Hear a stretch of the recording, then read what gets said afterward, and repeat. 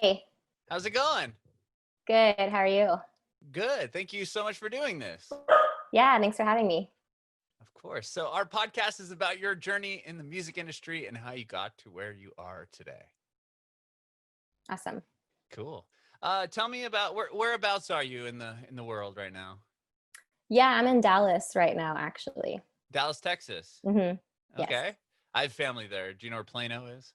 Yeah, I grew up in Allen, actually. Oh, So, is that close? I don't really know. yeah, yeah, it's like 15 minutes from Plano. So it's one of the suburbs Right around. on. Very cool. Yeah. So how did you get into music? Oh gosh. It probably started actually, my mom worked at radio stations when I was growing up. Oh, really? What'd she do at the radio And station? Was she a DJ? yeah, she was a DJ. Oh, that's what I did for So, 15 years. oh, really? Yeah, that's Yeah. cool. What stations was she on? What type of music? She did when we lived in Kansas for a little while, she worked at a classical station, and Okay. then she worked at a few different we moved to Dallas. She worked at a few different like rock stations and then like alternative rock. Oh, that's So cool. yeah. So I've grown up around music like my whole life. Sure. And like my grandma, she played piano.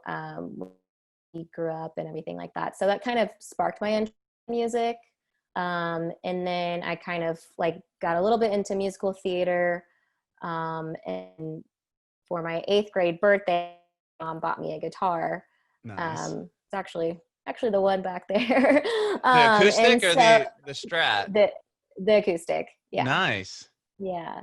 So I got kind of involved in songwriting. Just was kind of like playing around with my guitar. Didn't really know what I was doing. Sure. Um, yeah, and then I don't know. I really enjoyed writing songs. It was kind of like my outlet as a kid, and that kind of got me into being involved in a band. And now I'm kind of doing my own solo project. But Mm-hmm. yeah, I've always kind of been around music my whole life. Very cool. You said musical theater. Was guitar at eighth grade the first instrument you learned? I dabbled around piano a little bit before then, but I was kind of more drawn to guitar. So yeah, mostly Okay. guitar. And you were writing your first songs around that age? Yeah, around 8th grade. Oh my They gosh. weren't very they weren't very good, but yeah, I guess I started taking it more seriously in high school. But yeah, I wrote a few that I performed at like little talent shows and things like that. Very cool. Or is that like your first performances of your own stuff, talent shows? Yeah, actually, talent shows and then church as well. I was in Okay. like the church choir, Sure. and they let me perform some songs there too. That's cool. You got to play your own stuff? Yeah, Wow. yeah, That's awesome. That's really cool. I haven't heard that one yet. But yeah, church is a big one for people always like their first performance. Church, talent shows, battle of the bands. I feel like yeah, that's a lot of it. Tell me about yeah. the talent show. You played your own song. How was the reaction? Um, it was probably like the most nerve-wracking moment of my life Hmm. because it was like the first I played any of my own stuff or like an audience.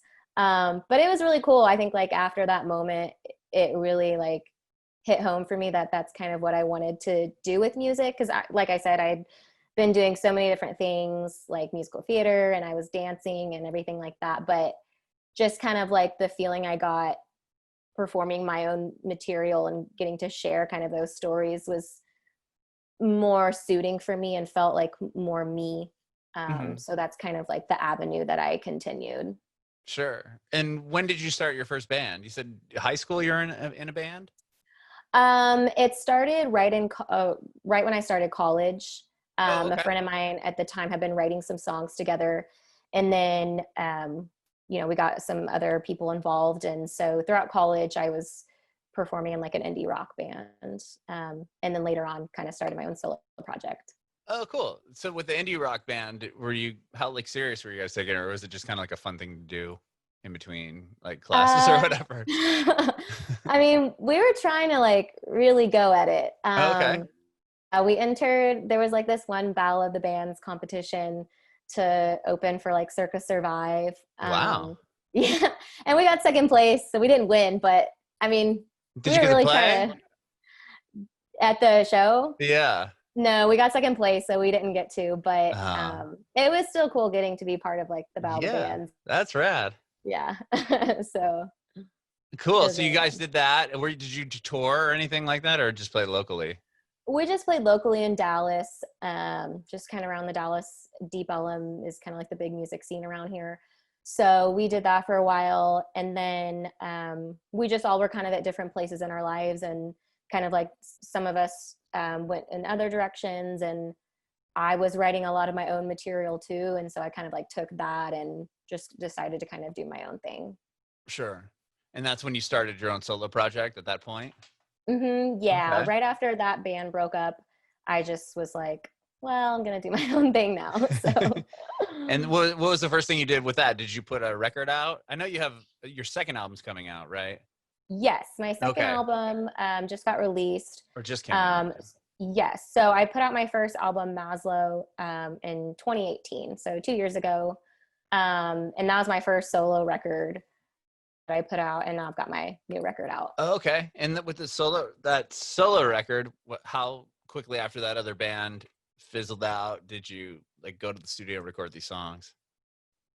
Um, it was probably like a few months after that band kind of like broke up that I started writing over like the course of 6 months. The my first record, and then recorded it like a period of like another year. So I would say like a year and a half Okay. after that band broke up. And then that album came out, and did you do a tour? Did you? I know you're on Big Picture Media. Were you with them prior to this record? Like, tell me about that. Yeah, no, I wasn't. The first record, I just kind of did everything on my own. Mm-hmm. I was kind of new to, doing all this on my own. And so I didn't get involved with Big Picture Media until a single I put out last year, Maniac, which is on my new album, Element, that I just released. Mm-hmm. And they've been great for me. So I continue with them for releasing the full length. Oh, cool. So they heard that one song, and then they wanted to jump on board. Yeah. So they jumped on board with Maniac, and then continued for Elements, the album I just released. Yeah. Wow, that's amazing. With the first album, Maslow, did you say you just played around the area? Yeah, I just kind of played locally Mm-hmm. around the area. And actually, when I put that record out, my whole intention was to literally just be a solo artist. So just like, me and my acoustic guitar. Mm-hmm. But I mean, the album is like full band. You'll hear that on my first record. And so when I first started playing out with that album, it was just me. But I like really missed being in like a band. Mm-hmm. So I put a band together, and I've just kind of continued that, and we've just kind of stayed locally. I would, releasing this new record, the hope was to kind of set up a little Texas tour. Mm-hmm. Fortunately, with coronavirus, Yeah, that's sure. kind of is not working right now. But the hope is next year to kind of take this album out and And kind tour. of yeah. Wow, that's amazing. Well, how did they find? How did Big Picture find Maniac? Was it on a playlist or something? Like, how did they find the song? Do you remember? No, so I actually reached out to them. Oh. I had been I had been kind of looking for some publicity, and Isley, who Sherry Dupree is one of the featured artists on my new album. Mm-hmm. They work with Isley, and so I was like, well, I think this would be like a really good fit for me. So I just kind of reached out to them, kind of asked what they thought about my music, what they thought about me as an artist. It just kind of all worked out. Very cool. And the album, you just put it out, what, like a week ago or so, right? It just came out on the 21st. Yeah. Yeah. Wow, So that was yeah. probably pretty exciting. Yeah, I've been working on it for 2 years. Yeah. So yeah, it feels good to have it out. Was it bizarre to put it out right now because of the fact that we can't tour it or play shows and all that fun stuff? Yeah, I was kind of hesitant on releasing it, to be quite honest. Mm-hmm. Because when you put out a record, you want to go out and play shows and, show everybody. Mm-hmm. But I was also kind of like, well, this is actually kind of a good time to put music out because people have time to listen to music, Mm-hmm. everything going on. And I was just really ready to get it out there. And so I kind of just waited a while and was like, you know what, I'm gonna release it Gonna do because, you know, it. I'm always writing material. So, you know, there's always more to come. But I was just thinking it's time. Yeah. Well, how is putting the second record out and together different than the first one? Did you have more help with did Big Picture help you at all? I'm not really sure how that works. Yeah. Yeah. So, um, you know, they helped me with publicity and kind of spreading the awareness about who I am as an artist and my Mhm. music, getting me in touch with good people to know. Um, so I would say like this time around, I had kind of more help with the overall awareness of the album. Sure. Whereas before, when I released my first one, it was just like literally and trying to like make my way as an artist in this Mm-hmm. world. And um, you know, I had to learn that you really do need a team of people to really accomplish the goals you have, because it is really hard to do it on your own. Yeah, I can't imagine for sure. So, yeah, what have you been doing to promote the record? Have you done the Instagram live streams and all that stuff that people have been doing? Yeah, I haven't done a live stream yet. I have mixed feelings on, like, there's like literally everybody's doing them. Mm-hmm. It's like kind of the only thing you do right now. So I haven't done one, but my bandmates and I are talking about doing kind of like a recorded session and selecting a couple of the favorites. I'm kind of right now asking everyone who's listened to the record favorite tracks that you'd kind of like us to do in a live setting that you want to hear. I've thought about doing like some broken down versions, like acoustic versions, because that's kind of like where my roots are from. Mm-hmm. Um, and then there's also a lot of like drive-in concerts that are popping up around the Dallas Yeah. area.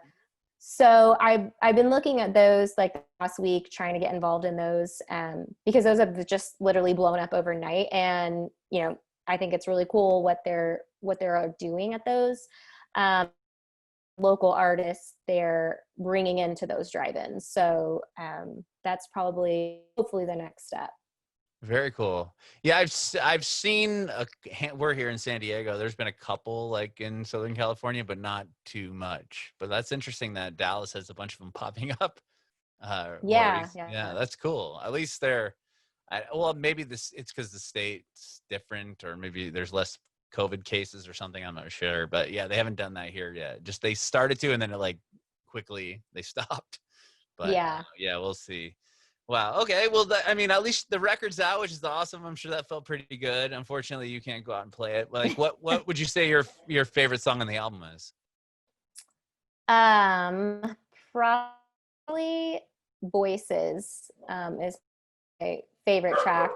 Um, I just like, I love the way that the bridge turned out in that Mm-hmm. song. It like really hits hard and it's got like some really awesome guitar riffs in it. And just like the overall message of the song, I really like. Mm-hmm. So that one's probably my favorite, but I would say most people really like the third track, which is called Take a Chance. So I've Okay. gotten really good feedback on Feedback on that that one. one. Nice. Um, yeah. And prior to COVID, when you were still playing shows, did you get to play any of these songs, or were you mainly just playing off the first record? No, we actually played maybe like 4 or 5 of these because I had put out 3 singles last year. Mm-hmm. So we had been playing those for a Okay. while. And then I just kind of wanted to try out a couple of the other ones just to get feedback, you know, Mm-hmm. see what people thought of them, and then, you know, kind of tweak them in the studio. So we've Sure. been playing quite a few of them, but some of them we've never performed before. So I'm looking forward to getting to do that. Yeah, that'll be very exciting. Well, thank you so much for talking to me today, Bridget. I really appreciate your time. Yeah, thanks so much for having me. Yeah, I have one more question for you. I want to know if you have any advice for aspiring artists. I would say just, you know, as cliche as it sounds, always stay true to who you are and what you believe in. There's a lot of pressure from the outside world, you know, especially now as an artist and being involved in the entertainment industry, a lot of pressure to project yourself as a certain way. But I think it's really important that you really stay true to what you're trying to convey in your music, and not really let anybody else kind of get in the way of that.